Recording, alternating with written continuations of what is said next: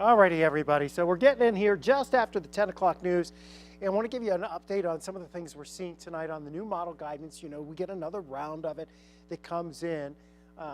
It's basically based at 7 p.m. And then we start getting that model data in. It's trickling in. And basically, it's showing us the same thing we've been looking at the last couple of days. The greatest threat for severe weather tomorrow, as the Storm Prediction Center has indicated, and as we've talked about for the last couple of days, is over southeast Missouri, southern portions of Illinois, extending down towards Paducah, extending down towards Memphis. We're not out of a risk in St. Louis, but the greater risk is off to the east of us. So far tonight, there's a cell that's gone just east of Verdon, heading on up towards Farmersville right now. A bit of cloud ground lightning, maybe some small hail in there. You're looking at the warmer air trying to move back in and across our region, and that's instigating a couple of those shower and thunderstorm clusters. They're not going to be severe. If you hear any rumbles of thunder overnight, you know, there might be some small hail in that, but that would be it. It's not going to be severe. Your severe weather threat overnight is off to our northwest with those stronger storms as they're across parts of Kansas, going into Missouri and into southeastern portions of Nebraska, into southwest parts of Iowa. So all of this is going to be lifting northeastbound, and most of it misses us. The good thing it does is it puts out a lot of cloud cover and maybe even some boundaries that we might see generate a few showers around daybreak tomorrow for the St. Louis area. Any clouds tomorrow morning, any showers tomorrow morning, that kind of tempers the instability as we head into the afternoon. It maybe tempers it, keeps those storms from getting all that intense locally. Overnight, there'll be some scattered showers, even into early tomorrow morning. We're trying to bring that warm air back in and across the region. That process tends to kick up a few showers. Your main area of showers and thunderstorms is still lining up back to the north and west of us early on Wednesday. It should fall apart as it approaches St. Louis, and then that boundary that it's put down gets reinvigorated during the afternoon hours tomorrow. And a few of these storms, especially east and southeast of St. Louis, are the ones that have the potential to really generate more in the way of those damaging winds, the possibility of a tornado. That is a better chance south and east of St. Louis. It's still not a really high chance, we don't think, for anybody per se, but you really have to get out of our area in order to get into more of that severe weather threat where you're talking about stronger tornadoes. If we saw a tornado, it would probably be pretty quick, pretty spin up, and then it's gone. So I'll get to your questions here on the text number 5+ here in just a few minutes. We'll talk.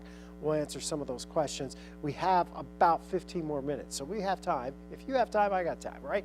Strong winds tomorrow outside of the thunderstorms, 40 to 50 miles per hour. That means you're going to have some power outages. The trees are already stressed. They're weakened a bit. Now we actually have trees that are budding out, blooming out, so we have more resistance to that wind than we had when we were just, you know, dormant earlier. So that's going to be a factor tomorrow. The strong storm chance after lunchtime. Probably 1, 2, 3 o'clock in St. Louis, and then stretching till 5, 6, 7, 8 o'clock off to the south and east of St. Louis. Again, how that line moves and how it evolves tomorrow, there's still some question marks. That's why we have a noon to 8 kind of time frame window there.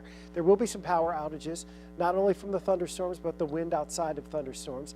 Tree damage is possible. Inside some of the stronger storms, 50 to 70 mile per hour wind gusts are possible. And there is that possibility of a tornado. Think for the St. Louis area, north, back to the west, the chances are much lower for tornadoes. Off to the east and southeast, they gradually increase as you get closer to the Ohio River. So we're keeping those devices charged, making sure you have 3 ways to get those weather warnings, staying weather aware. You know where your safe place is. We've been through this drill quite a bit here. But make sure your friends and family know that tomorrow afternoon there could be some problems. And then for later in the week, it's more of a flood threat. So you'll need to be ready to move if those storms do develop and become severe tomorrow to your safe place, especially across far southern portions of Illinois and southeast Missouri.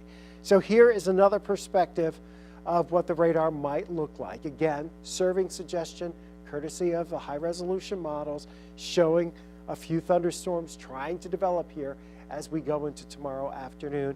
This looks to be 3, 4 o'clock. It's trying to bring it through the metro area. Could there be some hail cores in there? Certainly possible. I don't think we're looking at widespread wind damage from thunderstorms or widespread a solid line of thunderstorms. I think it's going to be a little more scattered, but the focus east and southeast of St. Louis for that potential of a tornado, that's a little bit higher. That's why those risks are a little bit higher there. And you look at some of the instability that we're looking at here, and you can see that we are at this point dealing with the instability tomorrow morning, climbing in and building. And remember, I put those, if you've watched before on our stream, I added these arrows in here for the winds aloft, okay? So our jet stream winds aloft. And they only start if it's 60 miles per hour or higher up there, okay? So the winds and that energy are kind of lining up across St. Louis into the early evening. I think, though, what goes through initially is going to be what we kind of deal with and we're done with by the time we get to 6, 7, 8 o'clock north and west of St. Louis, right along the front. Not going to be able to fire things off. All right, so high winds, yeah, we definitely have to deal with some wind. We definitely have to deal with some hail in spots. Again, not everybody's going to see a severe thunderstorm. Not everybody may hear thunder tomorrow. I mean, it's also possible some of us don't even get rain tomorrow. That's not out of the question. I think more of us will than won't, but here's the thing. If you don't get rain tomorrow, you're going to get rain before the end of the week. We'll get there in a minute. Tornado, yeah, the supercell chances are a little higher southeast of St. Louis, and scattered power outages, not only because of our severe weather threat, but also, and probably it may actually be a bigger situation, the widespread gusty winds across the area that knock down some tree branches and some power outages because of that. This will get updated about 1 a.m. or so. Far southeast Missouri, southern Illinois, level 4 out of 5. Right through the heart of St. Louis, right through Forest Park, cuts the line from the level 3 to level 2. Again, north and west of St. Louis, your severe weather threat has lowered, but it is not non-existent. You want to get up tomorrow morning, see if there's sunshine. If the clouds are thick, and even if there's a few showers early tomorrow morning, that's great. The longer we can keep that cloud cover and the thicker we can keep it around tomorrow morning, the better chances we have to nudge this even farther east and southeast, kind of like what we did on Sunday. These are your wind gust forecasts. And again, we're talking wind gusts here during the afternoon hours, 40 to 50 miles per hour. Wouldn't be surprised, the last couple of times we've had those 40 to 50 mile per hour winds, we've sneaked in a couple of 55, 60 mile an hour gusts. It's certainly possible tomorrow, and that's not even with the thunderstorms. So wind advisories in effect for most of our area tomorrow, noon until 7. So that's outside of the thunderstorms. All right, wind, potential for severe weather, and then this. After tomorrow's rain, that front settles down to our south, and we're going to see the same overall upper level pattern, the same system that's been spinning out these chunks of energy our way, spin more of them as we go through the end of the week. Each one's going to bring us a wave of rain. We'll get a wave of rain on Thursday, we'll get a wave of rain on Friday, and especially Friday night into Saturday, perhaps into Saturday night, and it's really going to add up. Areas that you see across southeast Missouri here, right along the Ohio River, from Memphis up to Cape Girardeau, over to Evansville, over to Cincinnati, Louisville, we're talking 10 to 15 or more inches of rainfall between Wednesday and Sunday morning. Okay, for our area, I think 2 to 5 inches is pretty good. St. Louis is probably going to be right around 4 or 5 inches.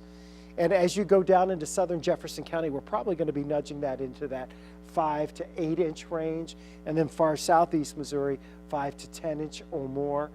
But that's why we have a new flood watch in effect here for parts of southern Illinois as well as parts of southeast Missouri. It does not include St. Louis, but it does include St. Clair and Monroe counties in the Metro East and Jefferson County, Missouri, and points on to the south.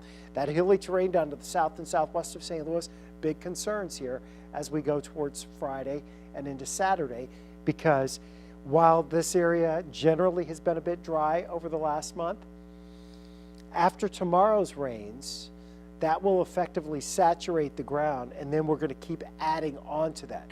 So we're going to saturate the ground, then we're going to add on more rain, then we are going to keep bringing the rain. So we're going to saturate the ground, we're going to keep the rain coming, the creeks, the streams are going to increase, and then we are going to potentially see some flooding. This is what it's going to look like in general. Wave after wave of rain sliding by with the axis of really heavy rainfall not too far from us, just to our south. But we will see at times some heavy rain and even some thunder, but our severe weather threat looks awfully limited. Again, Friday night going into Saturday and Saturday afternoon, this could be some heavy rain even into Saturday night.